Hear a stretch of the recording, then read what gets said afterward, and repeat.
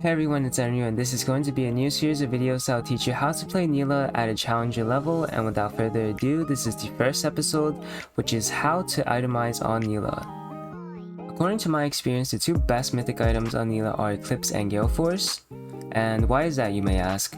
Well, Nila is a melee champion with low base attack and low base health, but she excels at fights because of her high burst damage. But she lacks tools that can help her survive in team fights or ways to engage and stick onto the enemy.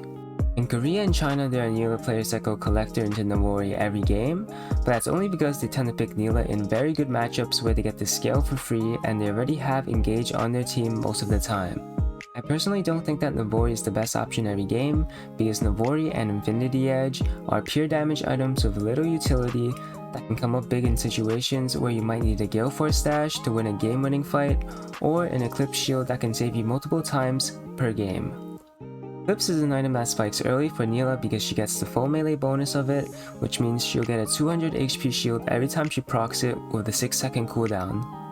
You can often proc Eclipse twice in an early game fight, which can mean the difference between life and death, because 400 shield is actually a lot, as those early game fights are very close. Gale Force is an item that you want to build against enemy teams that have heavy range, or if your team doesn't have any engage other than you.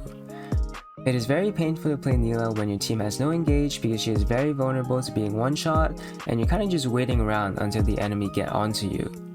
Other than that, I think that Gale Force is a pretty straightforward item. You can use it at the end of a combo to finish off enemies that get away with 1 HP, or you can use it as engage with Nila's ultimate ability. Whereas Eclipse, you want to build it against mostly melee team compositions where the enemy have a lot of bruisers or people that just need to run into you to do damage, such as Karthus or Lucian, champions like that. For runes, you want Conquer, Triumph, Bloodline, and Last Stand. You can go cut down if the enemy have a lot of champions that will stack HP, but other than that, Last Stand should be your default. And for secondary runes, you can choose the 2 of the 3 following options depending on the game, or your own preferences. Futures Market is good for when you need to return to base unexpectedly, such as when you get ganked or when you run out of mana, and this helps you get your item, otherwise you would have to farm another wave or 2 to get it, and this really helps a lot in multiple stages of the game. Cosmic Insight is good for when you want to have lower summoner cooldowns, such as when you need cleanse for a lot of CC, or if you need exhaust for the enemy assassins. For starter items, you want to go Doran Shield or Blade depending on whether the enemy have poke or if they have all-in champions. For example, if they have a Samira Alistair, you would want to go Doran's Blade, whereas if they have Caitlyn plus Lux, then you would want to go Doran Shield. Personally, I have always advocated the Dirk Blazio early game components because these 2 components are so powerful on Nila as they give her everything she needs and they are not expensive to build.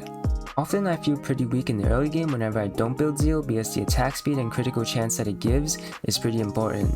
Critical chance on Nila converts directly into Q damage as well as armor penetration, so it is quite important in my opinion, but if you want, you could skip the Zeal in the Eclipse build if you don't want to afford it. For boots, you can build whatever you feel is necessary, or you can just sit on magical footwear boots like I do in most of my games. For a 3 item spike on Nila, you want to have Mythic item plus Collector and then LDR third.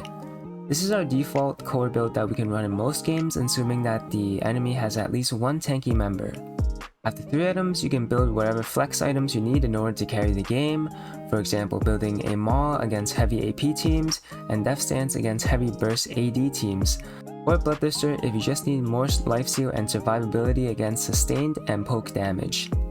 Generally speaking, Nila as a champion can tank 2 to 3 times her HP bar once she gets up to like 3-4 items, especially if she has defensive items built already.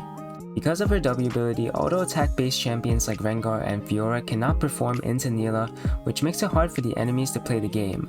So just be careful of the long range mage or the CC that they have on the enemy team. Make sure to take the summoner spells that are necessary for the game you are playing specifically. For example, if the enemy have Ashe, Leona bot lane, you will want Cleanse for sure. If the enemy have Kha'Zix or Katarina, Zed, multiple of these assassin burst champions, you might want to take Exhaust. And if you are playing an extremely volatile matchup such as against Samira or against Draven, you might want Barrier as well. That's everything I have for episode 1, but if you have any questions, make sure to leave them down in the comments below, and if you enjoyed the video, make sure to smash the like button and subscribe for the algorithm. Thank you so much, and I'll see you in the next video.